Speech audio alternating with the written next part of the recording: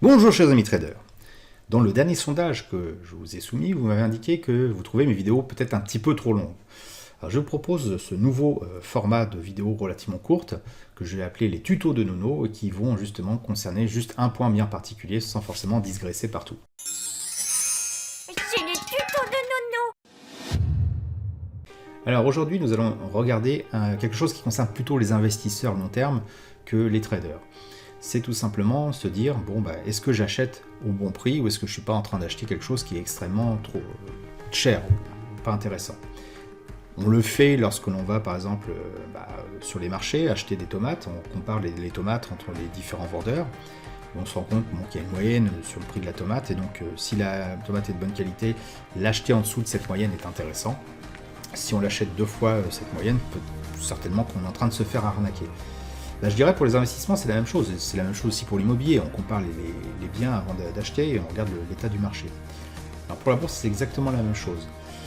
Sauf que là, on ne peut pas comparer sur une même valeur les différents prix des brokers. Le prix est un consensus global entre acheteurs et vendeurs. Donc c'est plutôt justement sur cette valeur importante qu'on oublie souvent, c'est-à-dire le prix, qu'on va se concentrer. Le prix, c'est le consensus à l'instant T entre les acheteurs et les vendeurs sur l'idée de s'échanger les biens à un prix donné.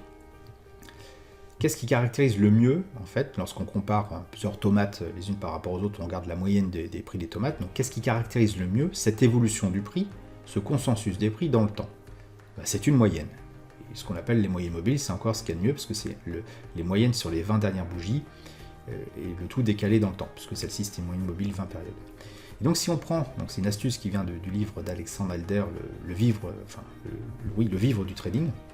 Si on prend justement deux moyennes mobiles qui n'ont pas la même vitesse, une rapide à 20 et une un peu plus lente à 50, on va trouver une zone entre les deux qui correspond finalement à un consensus de prix dans lequel on peut se dire finalement lorsque le prix évolue là-dedans, on est relativement en phase avec le marché, on n'a pas d'exubérance, comme ça peut être le cas par exemple ici au Bitcoin en fin 2017, début 2018, où il a carrément explosé.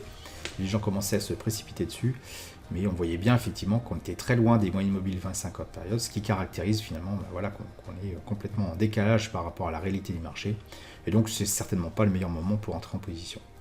Là c'est exactement la même chose, on peut même dire que c'est pire qu'en 2017, puisque maintenant, là, cette année, en 2021, on se retrouve avec un écart considérable par rapport à cette zone qu'il y a entre moyenne mobile 20 et 50. Donc les gens qui me posent la question, est-ce qu'il faut acheter maintenant sur le long terme le Bitcoin? Non, je dirais non. Vous allez certainement avoir une correction, le prix va revenir peut-être à la moyenne, alors peut-être que la moyenne va augmenter et le prix va continuer, ça on ne peut pas savoir. Et sur combien de temps en plus, on ne peut pas estimer ça. Quoi qu'il en soit, si vous deviez acheter par exemple un bien immobilier qui vaut on va dire 10 000 euros, et qu'en ce moment on vous le propose à 47 000, vous préféreriez peut-être attendre un peu plutôt que d'acheter quelque chose qui va forcément vous faire perdre de l'argent, potentiellement en tout cas si vous deviez le revendre. Alors attention toutefois, c'est pas un indicateur de trading. Si là je vais baisser l'unité de temps, si je dis j'attends que ça soit dans la zone pour me mettre à acheter, ça ne veut pas dire que c'est le meilleur moment pour acheter, ça peut très bien continuer à baisser. C'est vraiment pour de l'investissement, ça va être plutôt pour des choses long terme, une semaine même ça marche aussi, un mois c'est l'idéal. Il faut qu'il y ait un flux bien sûr haussier, il faut que vous ayez un biais haussier. Si vous achetez des actions, je pense effectivement sur le long terme ça sera intéressant. Si je prends par exemple les actions mondiales, donc CW8, elles ont tendance toutes à monter dans le temps. Là, c'est intéressant. Si vous amusez à utiliser ça sur des choses beaucoup plus, on va dire, l'euro-dollar, en oscillation, du Forex, ça risque de piquer un peu, quoi. Pourquoi? Parce que le Forex, statistiquement, il évolue en forme de range. Il y a des fois il monte, il y a des fois il baisse. C'est pas du tout adapté pour l'investissement. Donc les actions, ok, les choses un petit peu plus comme des indices ou des valeurs, peut-être des valeurs refuges aussi, si on va prendre le gold. L'or, ça peut être intéressant aussi, même si l'or n'a pas toujours tendance à être en phase haussière. Mais c'est intéressant si par exemple vous êtes dans une perspective très long terme, d'acheter de l'or dans des phases effectivement où le prix est dans cette zone qui est entre moyenne mobile 20 et 50, voire même et carrément en dessous. Si vraiment vous envisagez du très long terme, c'est intéressant.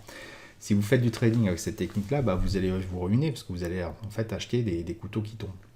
Donc c'est vraiment une astuce qui sert qu'à l'investisseur, mais ça va vous permettre quand même d'éviter une erreur grossière qui est d'acheter lorsque les prix sont au plus haut, ce que font quand même 90% des investisseurs selon l'AMF. Voilà, j'espère que vous avez apprécié ce nouveau format de vidéo. Si c'est le cas, n'hésitez pas à mettre un pouce bleu pour m'encourager à continuer. Abonnez-vous à la chaîne pour ne pas rater de nouvelles publications. Je vous dis merci, à bientôt sur le blog.